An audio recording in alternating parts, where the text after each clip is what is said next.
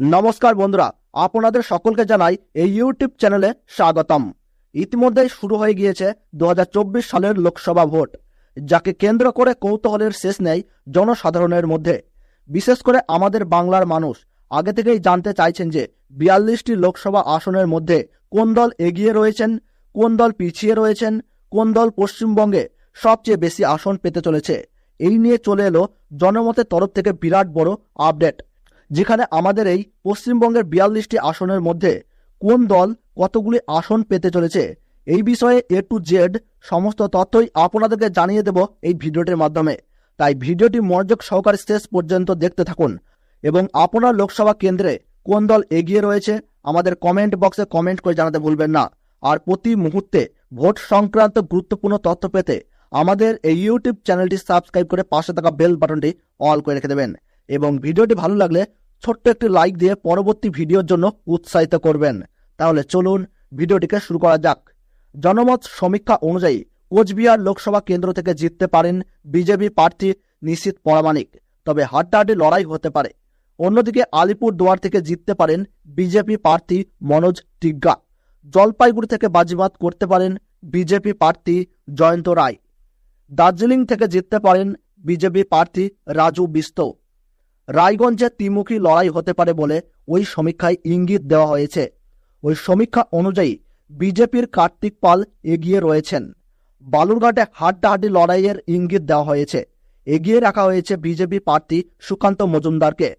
মালদা উত্তরে বিজেপি প্রার্থী খগেন মুর্মু। মালদা দক্ষিণেও হাড্ডাহাড্ডি লড়াইয়ের ইঙ্গিত দেওয়া হয়েছে।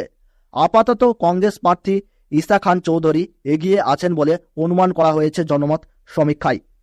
জনমত সমীক্ষায় জঙ্গিপুরে এগিয়ে রাখা হয়েছে তৃণমূল প্রার্থী খলিলুর রহমানকে। বহরমপুর লোকসভা কেন্দ্রে প্রদেশ কংগ্রেস সভাপতি অধীর রঞ্জন চৌধুরীর অ্যাডভান্টেজ আছে, তিনি জিততে পারেন ওই আসন থেকে। মুর্শিদাবাদ থেকে তৃণমূল প্রার্থী আবু তাহের খান জিততে পারেন।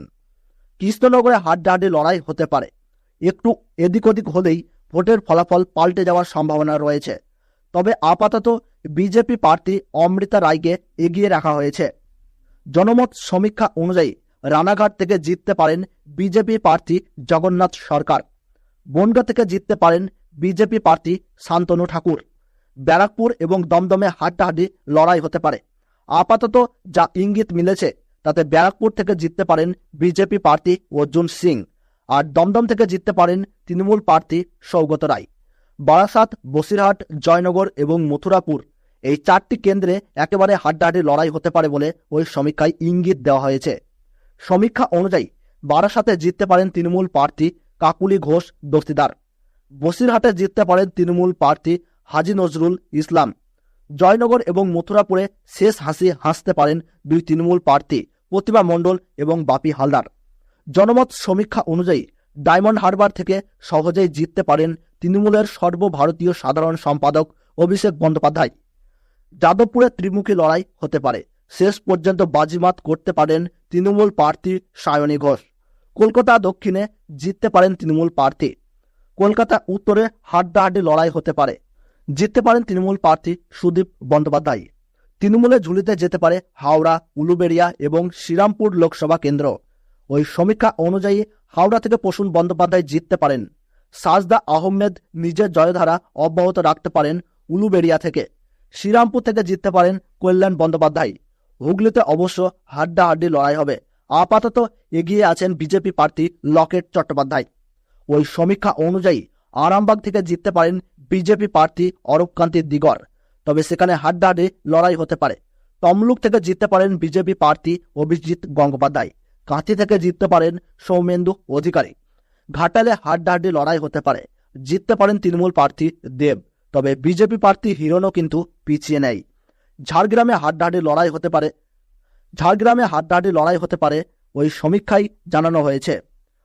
জনমত সমীক্ষা অনুযায়ী ঝাড়গ্রাম থেকে জিততে পারেন বিজেপি প্রার্থী প্রণত টুডু।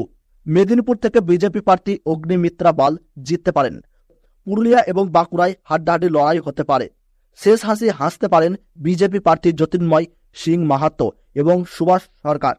ওই সমীক্ষা অনুযায়ী বিষ্ণুপুর, বর্ধমান পূর্ব, বর্ধমান, দুর্গাপুর এবং আসানসোল থেকে হাড্ডাহাড্ডি লড়াই হতে পারে। বিষ্ণুপুরে বিজেপি প্রার্থী সৌমিত্র খা জিততে পারেন। তৃণমূল প্রার্থী শর্মিলা সরকার জিততে পারেন বর্ধমান পূর্ব থেকে। বিজেপি প্রার্থী দিলীপ ঘোষ ছিনিয়ে নিতে পারেন বর্ধমান দুর্গাপুর আসন। আর আসানসোল থেকে জিততে পারেন তৃণমূল প্রার্থী শত্রুঘ্ন সিনহা। অনুব্রত মণ্ডল জেলে থাকলেও বীরভূম থেকে 2-2 করতে পারে তৃণমূল কংগ্রেস। ওই সমীক্ষা অনুযায়ী বোলপুর থেকে জিততে পারেন তৃণমূল প্রার্থী অসিত কুমার মাল, আর বীরভূম থেকে জিততে পারেন তৃণমূল প্রার্থী শতাব্দী রায়। তবে তার কেন্দ্রে হাড্ডাহাড্ডি লড়াইয়ের ইঙ্গিত দেওয়া হয়েছে। জনমত সমীক্ষা অনুযায়ী 2024 সালের লোকসভা নির্বাচনে পশ্চিমবঙ্গ থেকে 20টি আসন জিততে পারে তৃণমূল কংগ্রেস। বিজেপি ঝুলিতে যেতে পারে 20টি আসন, 2টি আসন পেতে পারে কংগ্রেস। গতবার তৃণমূল কংগ্রেস জিতেছিল 22টি আসন। ওই সমীক্ষা অনুযায়ী এবার তৃণমূলের আসন সংখ্যা কমবে।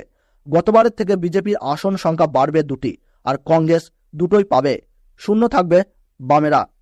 ভিডিওটি ভালো লাগলে ছোট্ট একটি লাইক করবেন। আর বর্তমানে আপনি কোন জেলা থেকে এই ভিডিওটি দেখছেন, আপনার জেলাতে লোকসভা কেন্দ্রে কোন প্রার্থী এগিয়ে রয়েছে সেটা কমেন্ট বক্সে কমেন্ট করে জানাবেন। এবং আমাদের এই ইউটিউব চ্যানেলে নতুন দর্শক হয়ে থাকলে পরবর্তী গুরুত্বপূর্ণ আপডেটগুলি পেতে হলে এখনই চ্যানেলটি সাবস্ক্রাইব করে পাশে থাকা বেল বাটনটি অল করে রেখে দেবেন। তাহলে সকলে ভালো থাকুন, সুস্থ থাকুন। ধন্যবাদ।